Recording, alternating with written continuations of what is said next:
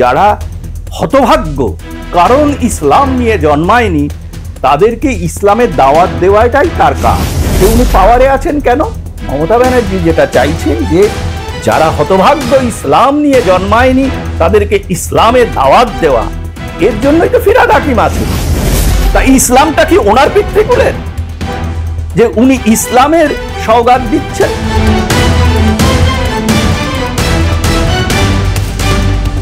Sir আপনাকে মাধ্যমে স্বাগত।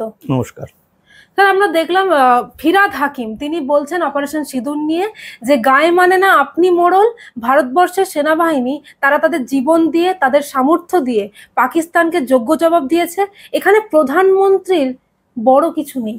কিভাবে দেখছেন? বিভিন্ন দেশের যে যুদ্ধ হয় সেগুলো সেনাবাহিনীই করে। ফিরহাদ হাকিম তার প্রথম ব্যবসা সেই অটোরিকশা চালানো, উনি অটোরিকশা চালিয়ে সেনাবাহিনীর কোনো উপকারে আসেননি। তো কিন্তু দেশের যে প্রধান, কোথাও প্রধানমন্ত্রী কোথাও প্রেসিডেন্ট, তারাই এই পুরো ব্যাপারটা পরিচালনা করেন তাদের টিম নিয়ে। অ্যাকচুয়ালি এই অটোরিকশা টার্ন্ড এই তৃণমূলের নেতা টার্ন্ড একটা কথা পরিষ্কার যে উনি বলেছিলেন যে বিধর্মী যারা হতভাগ্য কারণ ইসলাম নিয়ে জন্মায়নি তাদেরকে ইসলামের দাওয়াত দেওয়াটাই তার কাজ। এই র্যাডিক্যাল ইসলামিস্টকে সকলে চিনে রেখেছে, জানেও সবাই। এরকম একটা অশিক্ষিত লোক কি বললো না বললো ওর তো বোধ নেই। আরেকটা কথা বলি, এটা এতটাই নির্বোধ যে ওই একই জায়গায় একই সঙ্গে উনি উচ্চারণ করেছেন মমতা ব্যানার্জির জন্যই পশ্চিমবঙ্গের এত উন্নয়ন ইত্যাদি, তিনি ছিলেন, আছেন, থাকবেন। পুরো স্বৈরাচারী কথা। নির্বাচনে কে জিতবে কে হারবে সেটা বলা যায় না। তো পশ্চিমবঙ্গের যা কিছু উন্নয়ন হয় বা যাই হোক টাকা পয়সা ইত্যাদি সে তো আধিকারিকরা করেন। মমতা ব্যানার্জির ক্রেডিট কোথায়? কোনো ক্রেডিট নেই। এইটা ওর মাথায় ঢুকলো না, অথবা ও ইচ্ছে করে ওটা বলেছে যে মমতা ব্যানার্জিকে সরিয়ে ওই র্যাডিক্যাল ইসলামিস্ট কায়দায় আমি ওই চেয়ারে বসবো। তাই আজকে বলছি নরেন্দ্র মোদীর কোনো ক্রেডিট নেই, কালকে বলবো মমতা ব্যানার্জির কোনো ক্রেডিট নেই। তিনি বলছেন যে বরং একটা বড় দেশের ভয়ে সেনাবাহিনীকে আটকে দিয়েছে কাপুরুষের মতো।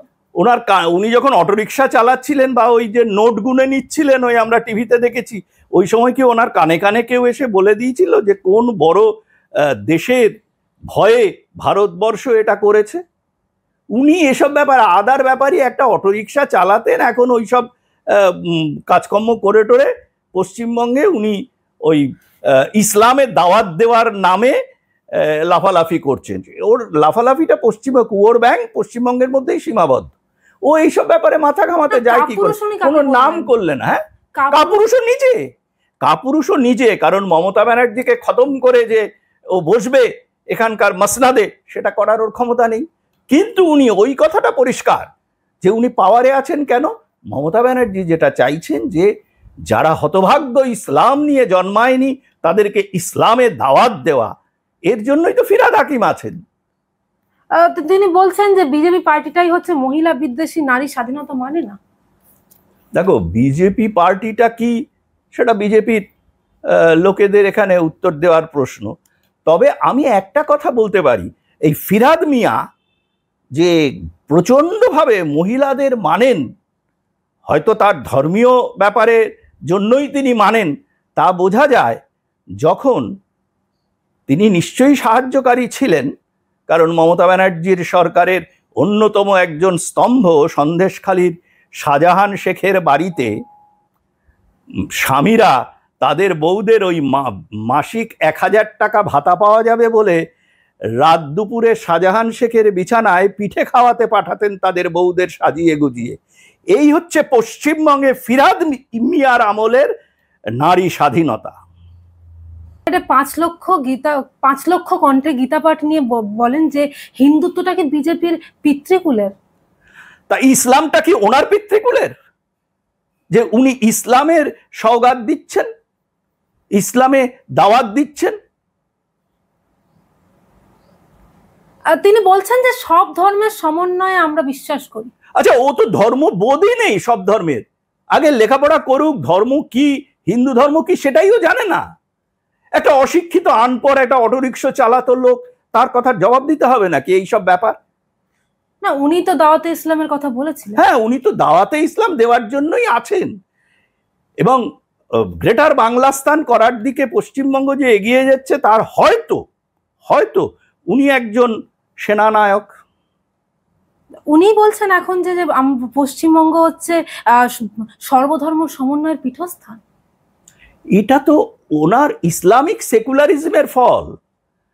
উনি যে ইসলামিক সেকুলারিজমের ফল পশ্চিমবঙ্গবাসীকে খাওয়াতে চাইছেন বা ওনার দল খাওয়াতে চাইছেন, সেই দলের কথাই উনি বলেছেন।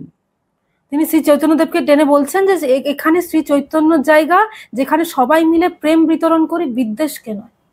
উনি জানেন চৈতন্যদেব তার মানুষজনকে নিয়ে নবদ্বীপের কাজীকে কি করেছিলেন। আমি তো আগেই বললাম, একটা লেখাপড়া না জানা একজন মূর্খ তিনি চৈতন্যদেব সম্পর্কে এমন উক্তি করে নিজে হাস্যাস্পদ হচ্ছেন।